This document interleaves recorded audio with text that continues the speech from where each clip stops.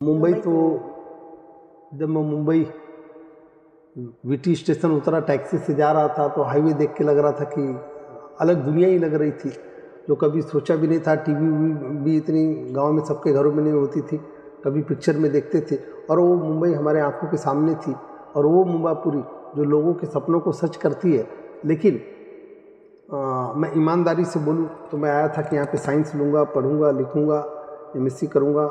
काम बंद हो गया जो कलेक्शन, अभी संचालक हो गया जिस बैंक में मैं कलेक्शन करता था, तो वो काम छोड़ने से बड़े पैमाने पे फाइनेंशियल क्राइसिस आ गई। तो मैंने चाइनीज़ के रेस्टोरेंट चलाया, होटल चलाया। मैं नॉनवेज खाता नहीं, लेकिन स्टाफ नहीं कभी होता था तो भी प्लेट और ये सब साफ किया, क्योंकि घर चलाना था, परिवार चलाना था, परिवार की जवाबदारी थी। विनोद मिश्रा सर का स्वागत है आरटीटी के पॉडकास्ट में। कैसे हैं सर आप?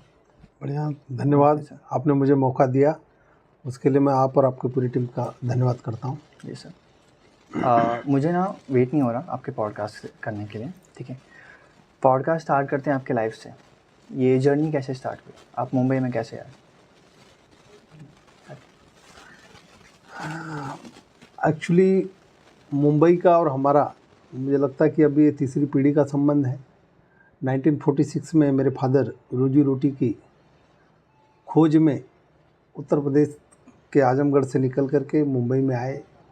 चीरा बाज़ार में नौकरी, छोटे छोटे काम करते हुए पहली 1966 में कुरार गाँव मलाड में आए। यहाँ पे अस्थाई उन्होंने निवास बनाया, 10 बाई 20 का रूम। और 73 में मेरा बर्थ हुआ। और पिताजी उस समय हिंद साइकिल कंपनी थी, उसमें एक कर्मचारी से फिर बाद में सुपरवाइज़र बने। रिटायरमेंट उनका 92 में हुआ, उस समय सुपरवाइज़र के पोस्ट पे थे। और मेरा 73 में बर्थ हुआ। तो यहाँ फिर 8वीं तक की पढ़ाई, जो प्राइमरी और मिडिल तक की पढ़ाई मैंने उत्तर प्रदेश से किया। 9th में मैं मुंबई में आ गया। और साइमल्टेनियसली अगर इसको दो भाग में मैं करूं तो एक पिताजी की जर्नी। पिताजी शुरू से ही संघ विचारधारा से जुड़े हुए थे और संघ का उन पर बड़ा असर रहा। जब इंदिरा जी ने 1975 में इमरजेंसी उन्होंने लगा दिया, आपातकाल लाए और संविधान और सरकार नाम की चीज़ या लोकतंत्र मान लीजिए कि ख़त्म हो गया था, उस समय स्वयं सेवकों को बड़े पैमाने पर उठा करके जेल में डाल दिया गया था। और हम तो अभी पढ़ते हैं, सुनते हैं कि उस समय हमारे पिताजी भी 18 महीना जेल के अंदर रहे। बड़े बड़े लोग थे जिनको जेल में डाल दिया गया। अगर उनके घर में डेथ हो गई तो भी उनके परिवार को मिलने के लिए ये सरकार छोड़ती नहीं थी, दाह संस्कार में भी शामिल होने नहीं देती थी। लेकिन संघ परिवार के लोग जो स्वयंसेवक अंदर थे और जो बाहर रह गए थे, उनके परिवारों को जो पढ़ाई के लिए, घर चलाने के लिए मदद करते थे, और जब छूट के आए तो उन्होंने कमा के जो पैसा दिया, 1975 में उस पैसे से मलाड सहकारी बैंक की स्थापना हुई। उस बैंक के फाउंडर हमारे पिताजी स्वर्गीय उदयनारायण मिश्र जी थे, जो एक विचारधारा, एक सेवा भावना से, सहकार की भावना से बैंक की स्थापना हुई थी। और उस बैंक में वो संचालक और उपाध्यक्ष, 97 में उनका देहांत हो गया। सर, सॉरी आपको इंटरप्ट किया। जब के पॉलिटिक्स में और अभी के पॉलिटिक्स में क्या फ़र्क है, क्या लगता है आपको? मैं तब की पॉलिटिक्स में और अब की पॉलिटिक्स को कंपेयर करता हूँ तो मैं 12th में था, 12वीं में राजीव कॉलेज में था।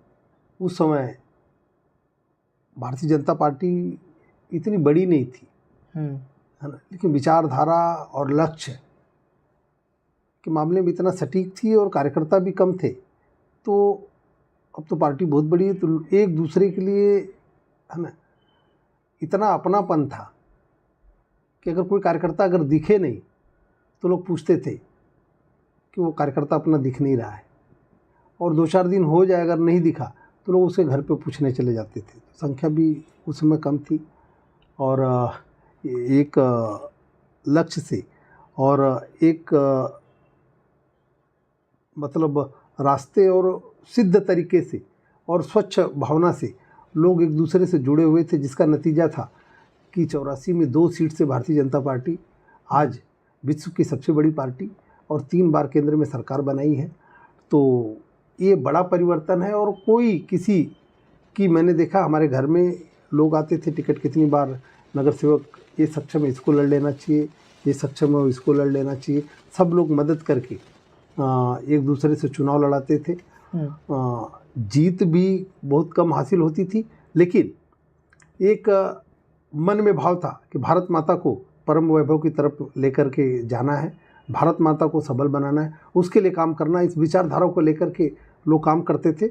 मुझे लगता है कि आज पार्टी बढ़ी है, लेकिन उसके साथ साथ में उस समय हम कम थे तो भी अपनापन मुझे लगता है कि आज से कहीं ज़्यादा था। बीजेपी की विचारधारा क्या है? बीजेपी की विचारधारा देखेंगे तो जो दीनदयाल उपाध्याय जी, स्वर्गीय दीनदयाल उपाध्याय, जिन्होंने भारतीय जनता पार्टी को दिशा निर्देश दिया, नीतियाँ लिखा कि अंत्योदय जो अंतिम व्यक्ति है उसका विकास करना, हर व्यक्ति का विकास करना। वही जो गांधी जी की थ्योरी है कि हर व्यक्ति अपना विकास अगर करेगा तो देश का अपने आप विकास हो जाएगा, क्योंकि देश कोई ज़मीन का टुकड़ा नहीं है, जो अटल बिहारी वाजपेयी जी बोलते थे। ये जो जीता जागता पुरुष है, जो पुरुषों का, या पुरुषों यानी मैं बोल रहा हूँ जितने लोग हैं उनका एक समूह है, अगर पूरे समूह का विकास हो गया तो राष्ट्र का अपने आप विकास हो जाएगा। और उस थ्योरी को लेकर भारतीय जनता पार्टी काम करती थी, और उसी थ्योरी पे एकात्म मानववाद हुआ या अंत्योदय हुआ। उस दिशा में काम करते करते आज आप देखेंगे माननीय मोदी जी को तीसरी बार, मुझे लगता है कि देश के इतिहास में पहली बार किसी को नेहरू जी के बाद अगर मौका मिला होगा 70-75 साल में, तो मोदी जी और भारतीय जनता पार्टी को मिला प्रधानमंत्री बनने का। आपने अभी हम लोग बात कर रहे थे, आप मुंबई के बारे में बोल रहे थे, तो जब आप मुंबई में आए थे, बॉम्बे में, तो आपको क्या फीलिंग थी, मतलब कैसा है?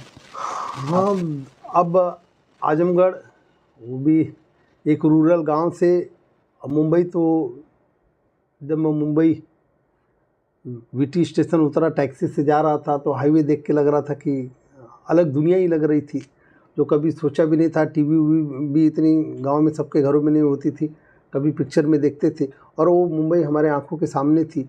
और वो मुंबापुरी जो लोगों के सपनों को सच करती है। लेकिन मैं ईमानदारी से बोलूँ तो मैं आया था कि यहाँ पे साइंस लूँगा, पढ़ूँगा, लिखूँगा, एमएससी करूँगा और 1000 की नौकरी मिलेगी। किसी हमारे कोई जानने वाले थे, वो असिस्टेंट प्रोफेसर थे, एमएससी किए थे केमिस्ट्री से, तो उनको 1000 रुपया मिलता था। वो सपने थे। और कब की बात है सर? ये मैं बता रहा हूँ 86 की बात है। तो उस सपने के साथ में कहीं न कहीं सपना मुंबई में लगता था कि साकार हो जाएगा।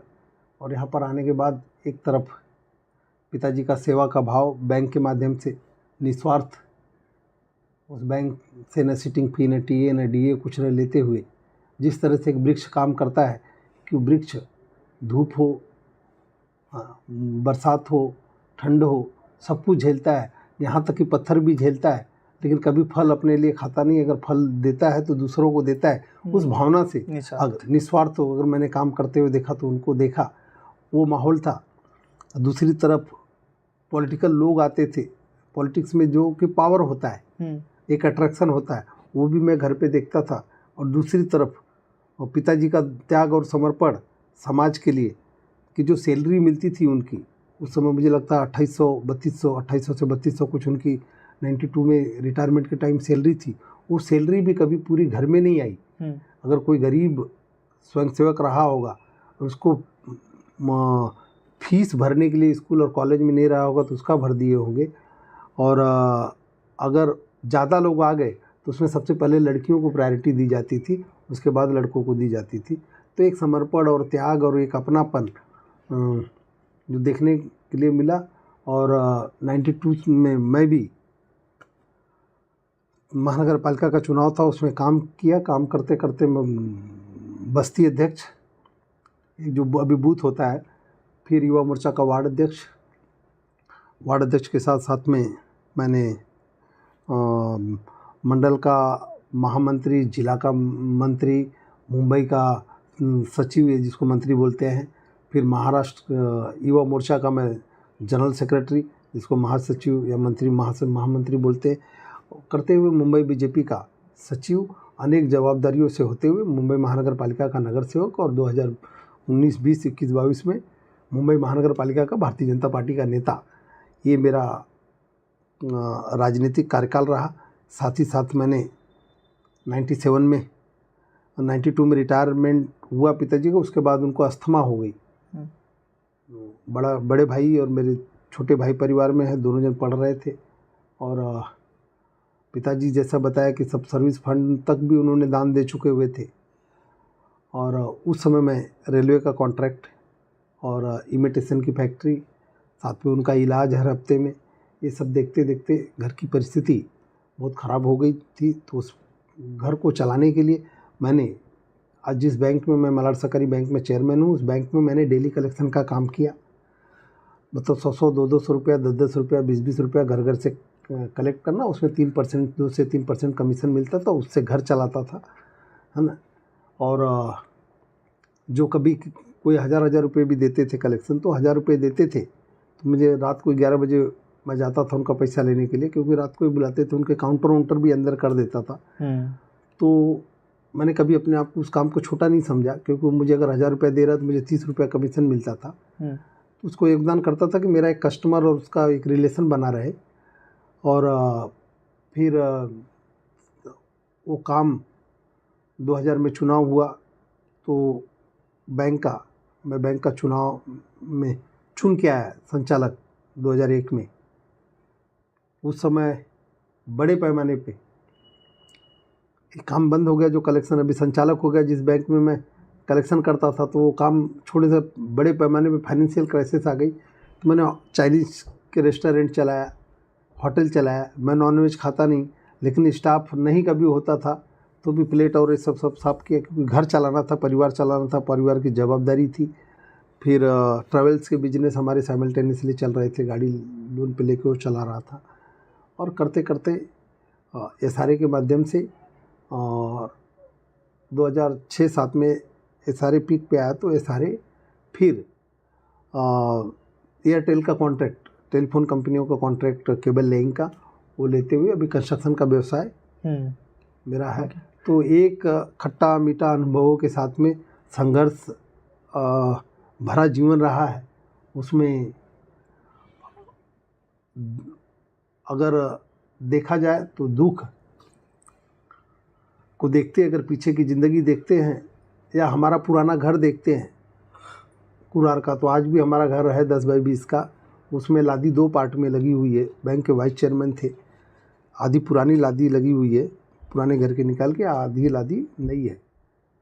तो हमारे उस घर को देख लेते हैं। अब जाते हैं देखने? हाँ, तो हमको प्रेरणा मिलती है कि हम कहाँ से आए हैं, और ईश्वर पे एक भरोसा होता है कि भगवान कहीं पे है। अगर आप ईमानदारी और मेहनत से और संस्कार से काम करेंगे तो भगवान भी मदद करेगा।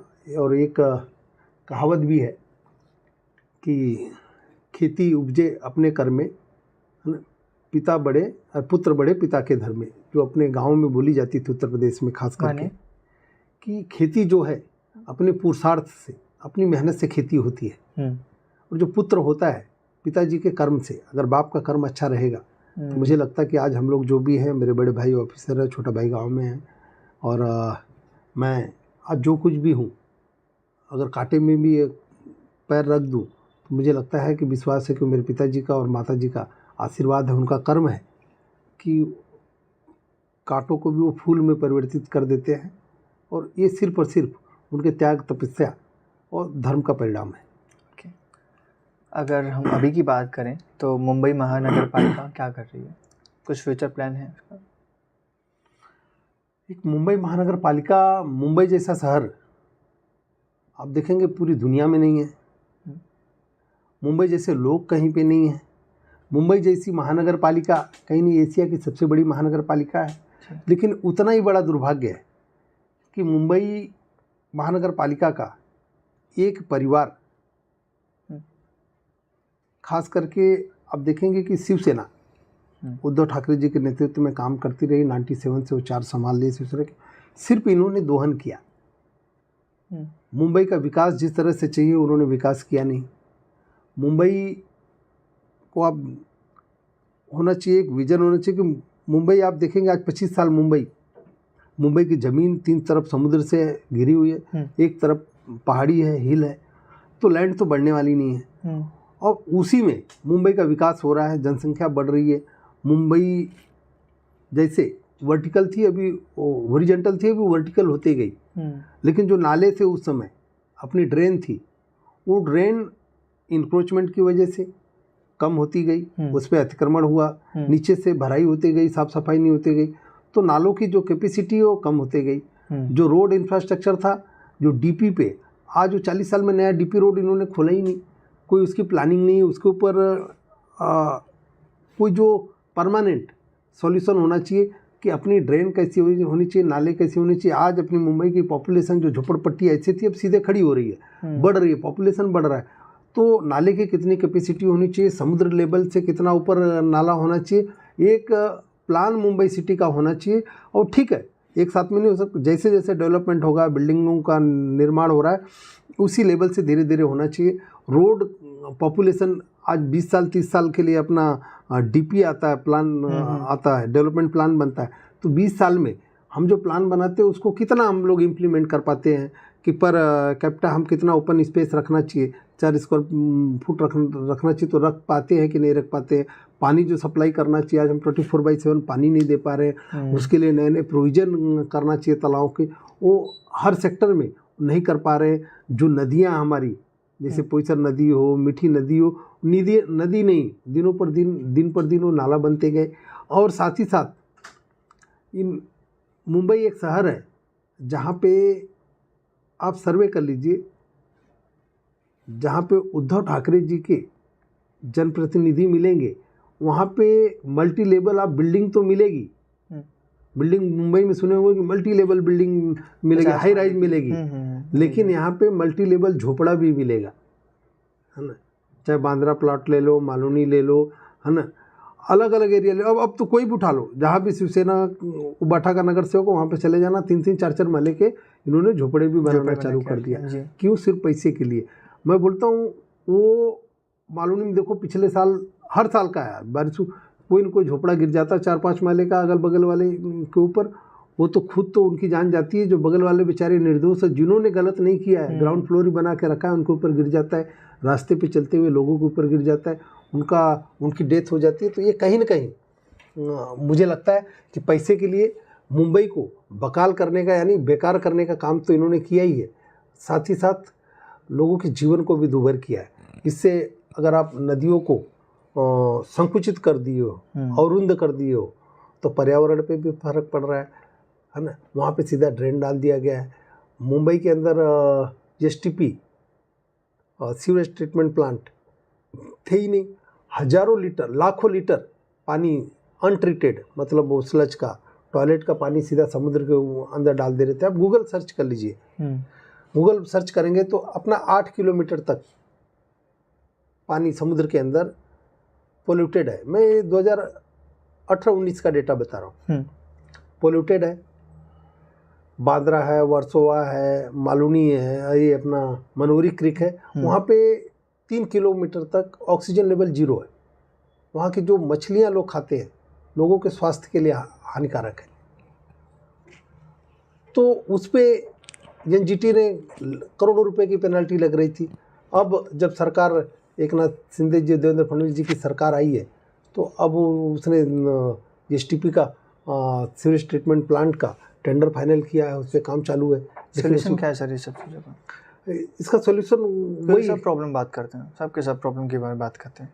तो अब सॉल्यूशन वही है कि जब सरकार और एक नेता, अगर एक विजनरी लीडर आ जाता है तो उसमें फ़र्क पड़ता है। 2014 में देवेंद्र फडणवीस नाम का एक नेता आया, एक लीडर आया, जो सही मायने में लीडर, नेता यानी न धनीति, लीडर जो लीड करता है उसी को लीडर बोलते हैं। सही मायने में लीडर आया, महाराष्ट्र का मुख्यमंत्री बना। और देखिए किस तरह से जो 8 किलोमीटर मेट्रो इन्होंने 12 साल में बनाया, घाटकोपर से लेकर वर्सोवा तक जी। यहाँ करीब 230 किलोमीटर मेट्रो का काम चालू है। करीब 80 किलोमीटर की मेट्रो चालू हो गई है 5 साल के अंदर। और अगर उद्धव जी की सरकार, महाविकास आघाड़ी की सरकार, उन्होंने धोखे से अगर 2019 से 2022 के बीच में नहीं आई होती, मुझे लगता है कि ये जो 230 किलोमीटर का जो मेट्रो का नेटवर्क है, ये नेटवर्क भी हो जाता। और नेटवर्क आ जाता तो सिर्फ ट्रांसपोर्टेशन में काम नहीं, रोड की ट्रैफिक की कम नहीं होती। अगर रोड पे ट्रैफिक कम होगी तो जो कार्बन जनरेट होता गाड़ियों के माध्यम से वो कम होगा, फ्यूल की बचत होगी। फ्यूल की बचत, हम पेट्रोल डीजल इंपोर्ट करते हैं कहीं ना कहीं, ये राष्ट्र के बड़े पैसे का, मतलब राष्ट्र के निर्माण में भी योगदान होता और लोगों का टाइम का भी सेविंग होता, और कैसे कि लोगों की जीवन सहज हो जाती। और वहीं इन्होंने कुछ न कुछ अपने युगों के लिए या वसूली के लिए हर प्रोजेक्ट को डिले किया। आज आप जहाँ देख रहे होंगे अटल सेतु में, कल पुणे से आ रहा था, जी 20 मिनट में मैं मुंबई पहुंचा, उधर से उरण से बैठा हूँ, 15 से 20 मिनट में मैं वड़ाला आ गया। तो ये विजनरी लीडर होता है, ये उनका काम होता है, वो दिखता है। और हर तरह से मतलब पर्यावरण पे भी तो होती ना। आज हम नई पीढ़ी को क्या देना चाहते हैं? उनको अच्छा इंफ्रास्ट्रक्चर, उनको रोड, उनको स्कूल, उनका हेल्थ, ये सब तो चाहिए ना। तो ये सब के लिए काम करने की ज़रूरत है। वो पिछले 25 साल में मुंबई महानगर पालिका एशिया की सबसे रिचेस्ट महानगर पालिका होने के बावजूद भी जो काम होना चाहिए वो नहीं हुआ। इस महानगर पालिका का उपयोग सिर्फ और सिर्फ अपना घर चलाने के लिए, पैसे के लिए हुआ। और देखेंगे कोविड में तो अजीब हुआ, जहाँ लोग बेड के लिए परेशान थे, दवाई के लिए परेशान थे, ऑक्सीजन के लिए परेशान थे, वहाँ पे इन्होंने पीपी किट में घोटाला किया, मास्क में किया, ऑक्सीजन प्लांट में किया, मतलब बॉडी बैग में किया। पता कैसे नहीं चलता है सर ये सब? कैसा है कि अब होता पता चलता है, लोग बोलते हैं, लेकिन प्रॉब्लम क्या होता है कि जब सत्ता और मीडिया ये उठाती है, मीडिया तो उठाएगी, अपोजिशन भी उठाएगी, लेकिन जो सत्ता है अगर उसका कॉग्निजेंस लेना बंद कर दे, या बोला जाए सही तरीके से, अगर मैं मुंबई की भाषा में अगर सीधे सीधे समझाऊं आपके व्यूवर्स को, कि अगर सत्ता निरंकुश और बेशरम हो जाए तभी होता है। कोविड में वही हुआ। उन्होंने 23 मार्च को 18 मार्च को पहला लॉकडाउन हुआ, 25 मार्च को 24 मार्च से दूसरा किया, 25 को इन्होंने पूरा प्रिंटिंग प्रेस का, चाहे प्रेस मीडिया, इलेक्ट्रॉनिक मीडिया चल रही थी, प्रेस की जो प्रिंटिंग थी उन्होंने बंद कर दिया। रोज़ नए नए लोगों के सामने चैलेंजेस थे, लोगों के खाने के, रोजगार के, बच्चों के फी के, फिर ऑनलाइन बच्चे कैसे पढ़ेंगे, बड़े बड़े अलग अलग चैलेंजेस थे। उस में तो इन्होंने मान लिया कि कोई पेपर तो निकल नहीं रहा है, लोगों के ऊपर कोई इम्पैक्ट नहीं हुआ, लोग घरों में बैठे हुए, तो इस समय जितना लूट सकते हैं, आपदा को इन्होंने अवसर में, लूटने के अवसर में परिवर्तित करने का पाप किया। जी सर, जब हम आपका पॉडकास्ट लेने आए तो जब मेरी टीम को पता चला कि एक म्यूनिसिपल के कोई आ रहे हैं एक अच्छे लेवल पे, तो उन्होंने एक क्वेश्चन मुझे सजेस्ट दिया कि अभी बारिश के समय पे मुंबई क्यों पानी से भर जाती है। मैंने पहले वो ले लिया कि जो मुंबई का बारिश में जो नेटवर्क, समुद्र है, 3 तरफ से समुद्र है, प्लस एक तरफ मुंबई है, तो अपना मुंबई का विकास मतलब ग्राउंड लेवल, और पानी की निकासी के लिए जब खूब बारिश होती है तो हाई टाइड भी आ जाती है, समुद्र पानी लेना बंद कर देता है। तो एक तो उसके लिए सबसे बड़ी जो मुंबई की जो धमनी है कि बारिश नहीं रुके, जो धमनी बोला जाए, जो वेंस है, वो नाले हैं। वो नाले क्या है कि उसकी जो प्लानिंग होनी चाहिए पूरी मुंबई के कंक्रीट नालों की एक प्लानिंग बनाना चाहिए, वो इन्होंने प्लान किया ही नहीं। कि मुंबई का जैसे फेज वाइज विकास हो रहा है तो नाले उसी तरह से होना चाहिए।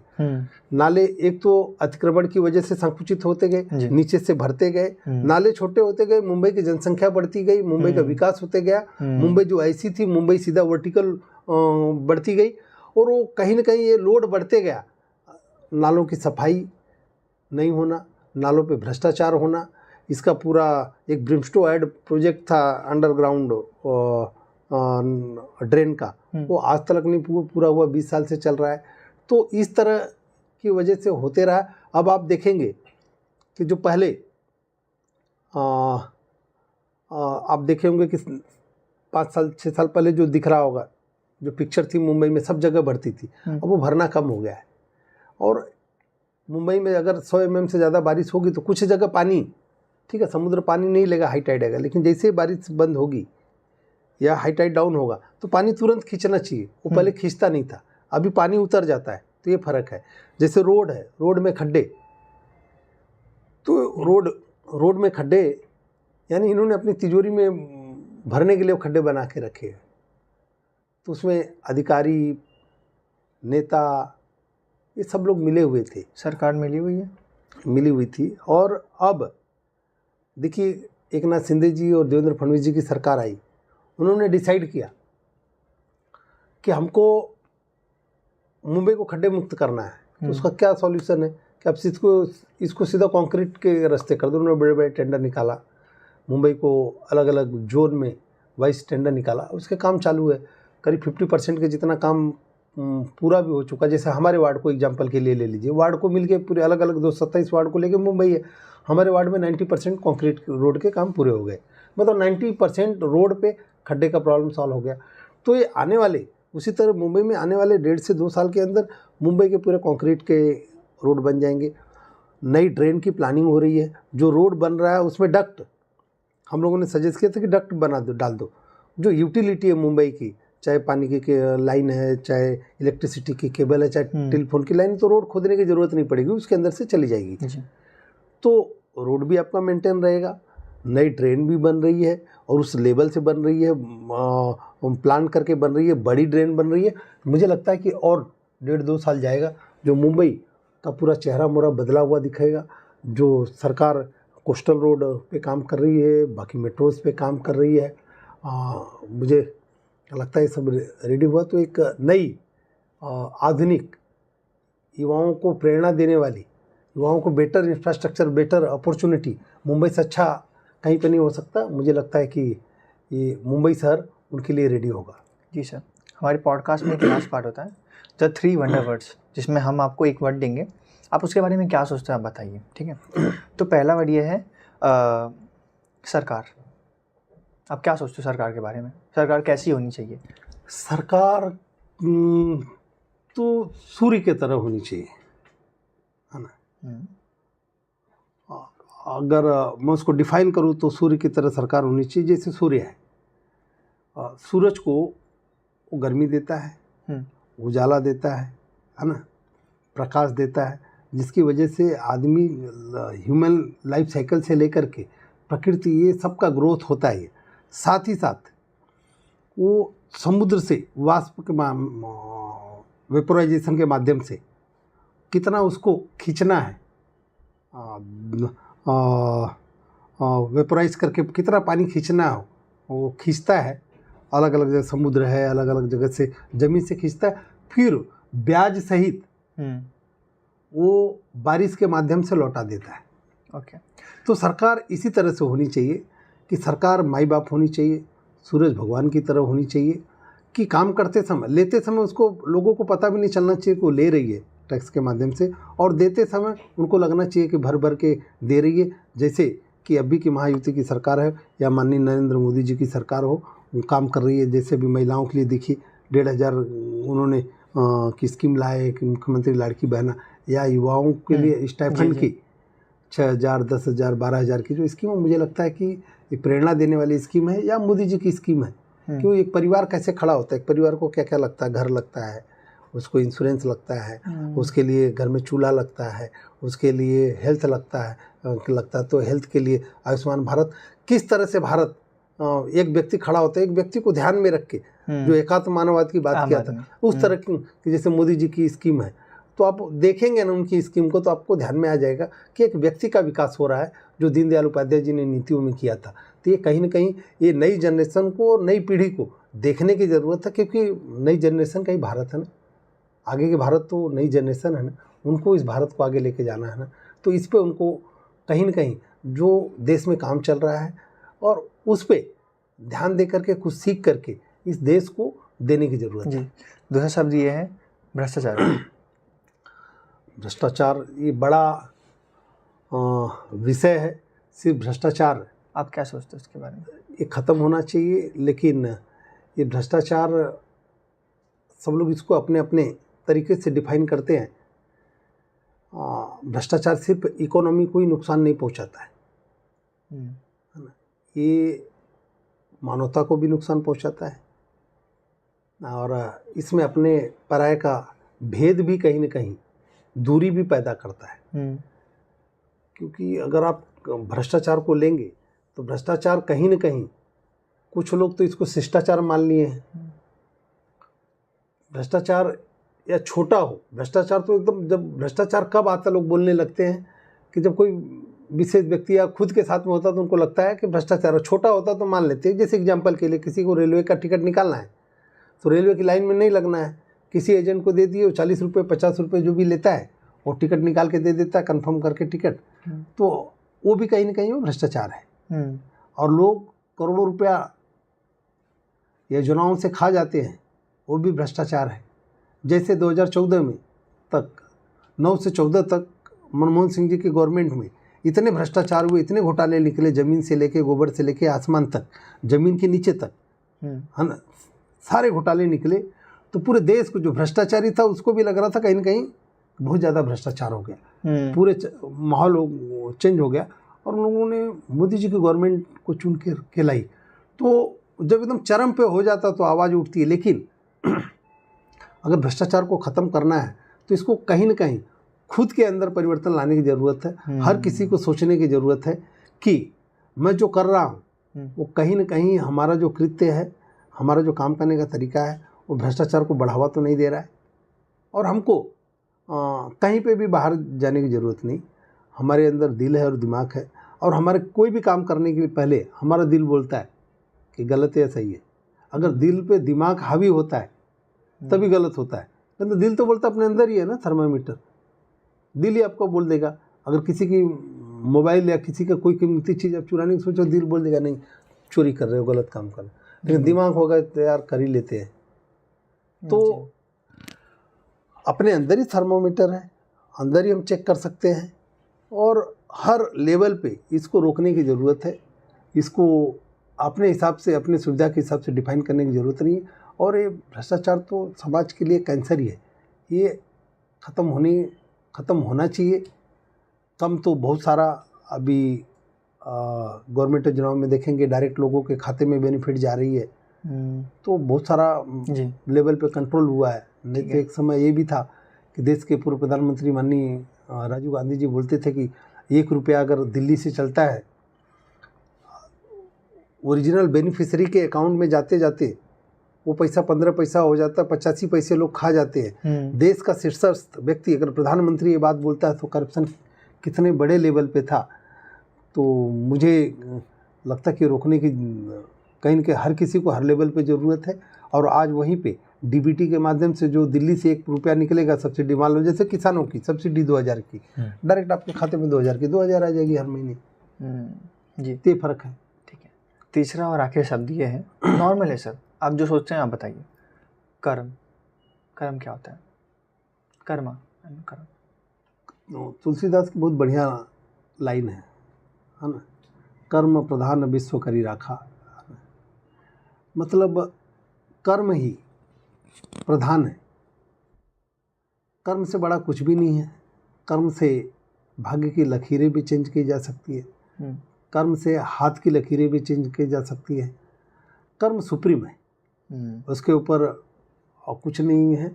और कर्म पे इफ एंड बट की ज़रूरत नहीं, उस पर अगर सुप्रीम पावर अगर किसी को बोला जाए तो कर्म ही है। आपका फ्यूचर डिपेंड होता है आपके कर्म में एकदम। फ्यूचर नाम की कोई चीज़ पे मैं उसमें नहीं विश्वास करता हूँ। आप वर्तमान में कर्म करिए, फ्यूचर अपने आप बन जाएगा। जो आज आपका, कल जो फ्यूचर, आप जो कल की बात करें, कल फ्यूचर है ना, आने वाला कल फ्यूचर है। जी। जो गया कल वो पास्ट है। आज मैं आपसे बात कर रहा हूँ तो ये मेरा वर्तमान है। आज मैं वर्तमान में जो अच्छा करूँगा तो मेरा फ्यूचर अच्छा ही होगा। तो जो कल फ्यूचर वो भी वर्तमान होगा, कल आएगा, कल भी वो अपने को उसी तरह से काम करना है। तो हर क्षण और हर दिन वर्तमान में आदमी को जीना चाहिए, हर दिन अच्छा करने की कोशिश, अच्छा कर्म करने की कोशिश करना चाहिए। मुझे लगता है कि हर दिन हर क्षण करेंगे तो आपका फ्यूचर सोचने की ज़रूरत ही नहीं, हर दिन का वर्तमान ही आपका फ्यूचर तय कर देगा। एक सर, आपको यंग यूथ के लास्ट ये चैप्टर में क्या बोलना है स्टूडेंट्स को, उनके पेरेंट्स को, कि उन्हें कैसे ट्रीट करना चाहिए अपने बच्चों को? क्वेश्चन का दो भाग है, एक तो यूथ को क्या बोलना है और पेरेंट्स से क्या अपील करना है, यही कि तो इसको मैं दो क्वेश्चन के दो पार्ट में मैं जवाब देता हूँ कि एक तो पहले आज की जनरेशन, जो नई जनरेशन है, ये जनरेशन बहुत स्मार्ट है जी। मैं बच्चों आपसे अपील करता हूँ कि आप एक्स्ट्रा ऑर्डिनरी हो, हम लोग से बहुत आगे हो, लेकिन आपको खुद पे भरोसा रखना है और खुद के लिए काम करिए। और खुद से भी बड़ा, स्वामी विवेकानंद बोलते हैं ना कि सिर्फ आप अपने लिए पैदा नहीं हुए इस ज़मीन पे, आपकी समाज के लिए, अपने परिवार के लिए तो आपकी जिम्मेदारी है, माँ बाप के लिए। उसके बाद समाज की जिम्मेदारी, जिस समाज में रहते समाज को भी देना है, स्टेट को भी देना है, देश को भी देना है।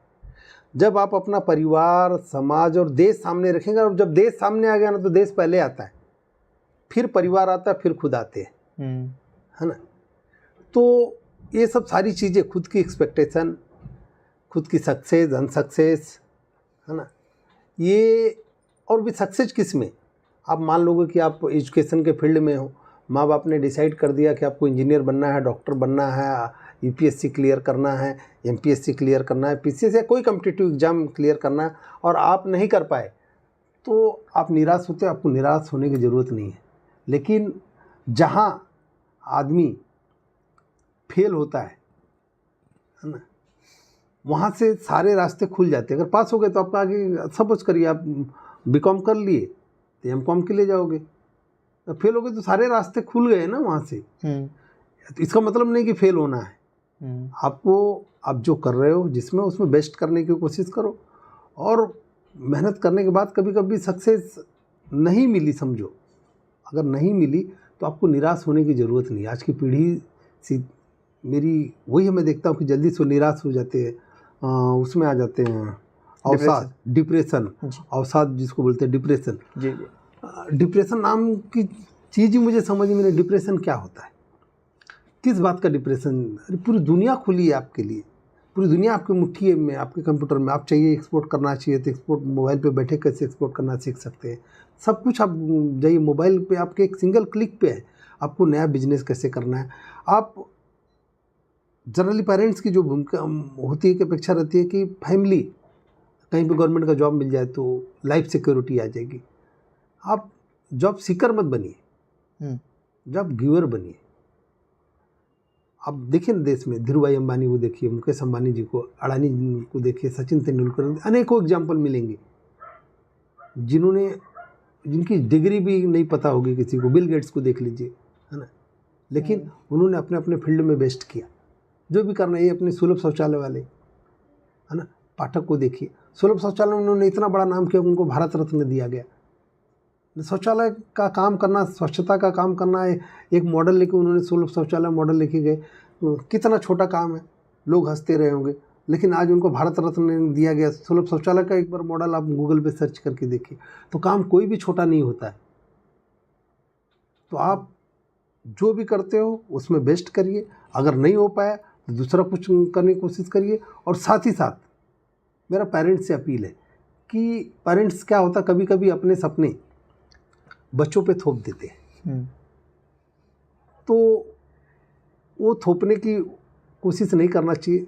अपने सपने उनके चश्मे से देखने की कोशिश नहीं करना चाहिए, है ना, क्योंकि उसमें बच्चों पे प्रेशर आता है, और उस प्रेशर में आज जो युवा पीढ़ी है कहीं न कहीं गलत स्टेप ले रही है, तो उनके डेवलपमेंट पे भी फर्क पड़ रहा है। और जिसके पास कैपेसिटी है, जो यूथ के ऊपर आज जो गलत कदम उठा ले रहे हैं, अपने जीवन को ख़त्म कर दे रहे हैं, वो सिर्फ आपका नुकसान नहीं है, उनका नुकसान नहीं है कि एक परिवार का नुकसान हो गया, एक व्यक्ति का नुकसान हो, राष्ट्र की धरोहर है, भारत का भी नुकसान है। तो आप उनको सपोर्ट करिए, एक पिलर की तरह उनके पीछे खड़े रहिए।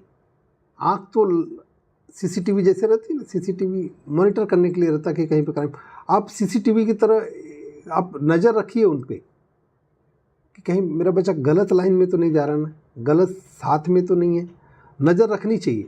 लेकिन आप उनको गार्ड करने की मतलब ऐसे कि ज़बरदस्ती प्रेशर करने की कोशिश नहीं करना चाहिए। मुझे लगता है कि माँ बाप से बड़ा, परिवार से बड़ा अगर बच्चों को अगर आधार मिलेगा तो उससे बड़ा कोई दुनिया में आधार नहीं होता है।